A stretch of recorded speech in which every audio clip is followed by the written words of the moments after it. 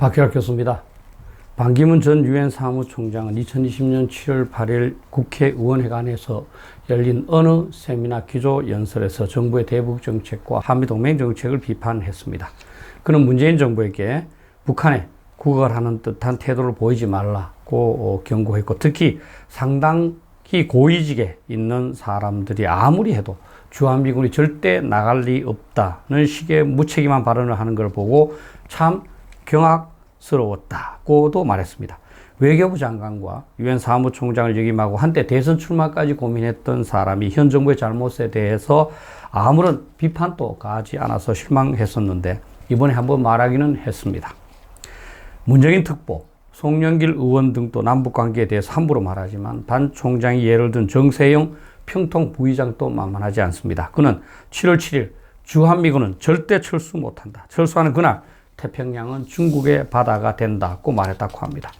이런 말을 들으면 저렇게 책임질 수 없는 말을 하는 사람이 어떻게 현 정부의 요직을 차지하고 있는지 불가사의할 뿐입니다. 정세현에 대해서는 제 경험을 하나 말씀드려야 할 것 같네요. 2015년 3월 16일 JTBC에서 손석희 앵커 사회 하에 정세영 부의장과 제가 사드 배치에 관해서 한번 논란을 벌였습니다. 당시 쟁점이 된 것이 사드 배치에 관한 비용이었습니다. 저는 미국이 요구하지도 않을 것이고 우리나라가 낼 필요도 없다고 말했습니다. 그는 우리나라에 사드를 배치하는 비용은 물론이고 괌에 배치해둔 사드의 운영비까지 미국이 내라고 한다고 말했습니다. 그로부터 5년이 지났는데 지금까지 우리가 사드 배치를 위해서 지불하였거나 미국이 우리에게 사드 관련 비용을 요구한 적은 전혀 없었습니다. 괌에 있는 것을 내지 않는 것은 말할 필요도 없지요. 인터넷에 저하고 정세현의 이름으로 검색하면 동영상을 찾을 수 있으니 한번 확인해 보십시오. 반 총장의 발언에 대해서 문재인 대통령의 복심으로서 현 정부에서 국정상황실을 임했고 남북 및 남북미 회담에도 깊게 관여했다고 하는 윤건영 더불어민주당 의원 페이스북을 통해서 구시대적 사고라고 비판했습니다. 그는 문재인 정부 출범 이후 한미동맹은 그 어느 때보다 튼튼하고 지난 보수 정부에서 있었던 전쟁의 불안감은 단연코 지금 우리 곁에 없다고 주장했습니다.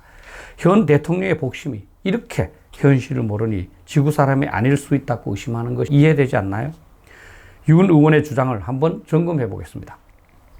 첫째, 남북관계의 경우 북한이 핵무기를 보유하고 있고 현재 그것으로 언제 위협할지 알 수 없는데 어떻게 전쟁의 위험이 없어졌다는 것이죠. 북한은 전 한반도 공산화라는 목표를 포기한 적이 없고 그를 위해서 핵무기를 개발했으며 언제 핵무기로 위협하면서 연방주의 통일을 강요하거나 핵위협 하에서 기습 공격을 가할지 모르는데 지금 전쟁이 일어나지 않는다고 해서 전쟁 위협이 없어졌다고 말할 수 있나요? 보수 정권 때는 북한의 핵 능력도 미흡하고 한국의 대비태에서도 철저해서 북한은 작은 도발밖에 감행할 수 없었습니다. 반면에 큰 전쟁의 위험은 없었지요. 사람으로 말하면 감기 등은 있었지만 암은 없었습니다. 그런데 지금은 북한이 수소폭탄을 포함한 수십 개 핵무기를 보유하였고 그럼에도 현 정부는 안일해져서 전쟁을 전혀 대비하지 않고 있습니다. 작은 도발은 없지만 결정적인 암과 같은 공격의 가능성은 높아진 것이죠. 감기와 같은 작은 증세는 없는데 암일 가능성은 높다는 겁니다. 그래서 저는 다수의 기회를 통해서 북한이 핵무기로 위협하면서 서울을 기습 공격해서 점령할 수 있다고 말씀드린 겁니다. 둘째, 윤 의원이 한미동맹이 그 어느 때보다 튼튼하다라고 말한 것은 분명히 잘못된 인식입니다. 이전의 모든 정부보다 현재 한미동맹이 튼튼하다는 것이 말이 됩니까?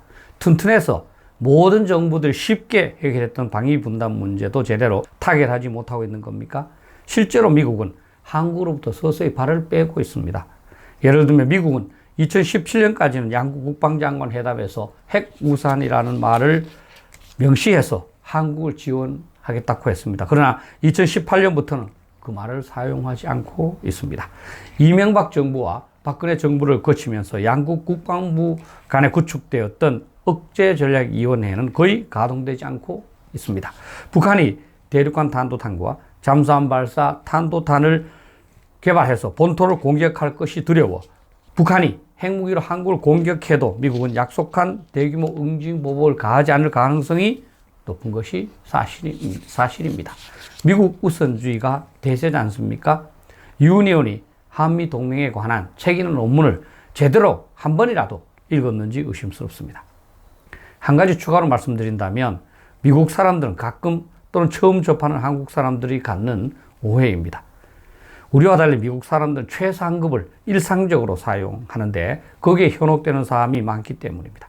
당신이 내가 만난 한국 사람 중에서 가장 미국을 잘 이해한다. 가장 논리적이다. 라는 최상급의 칭찬을 들어보지 않는 한국 사람은 아마 없을 겁니다. 현 정부 인사들도 미국을 잘 모르니 미국 관리들이 인사치레로 하는 최상급 표현, 즉 한미동맹은 이전 어느 때보다 가장 공고하다라고 하는 말을 순진하게 액면 그대로 받아들인 것 같습니다. 현 정부 인사들은 유사한 이념, 유사한 인식, 유사한 수준의 지식을 갖고 있기 때문에 집단 사고가 발생할 가능성이 무척 큽니다. 현 정부 출범 직후 어떤 국회의원은 현재 청와대를 운동권 동문회관이라고 표현하기도 했습니다. 남북관계든 한미관계든 한쪽 방향으로만 생각하고 다른 사고는 허용하지 않지요. 그래서 고위직이면서도 평범한 국민보다 더욱 세상을 잘 모르고 더욱 편협된 사고에 빠져 있는 겁니다. 이런 사람들이 국가의 운명을 좌지우지하고 있으니 어찌 편안하게 잘 수 있을까요? 감사합니다.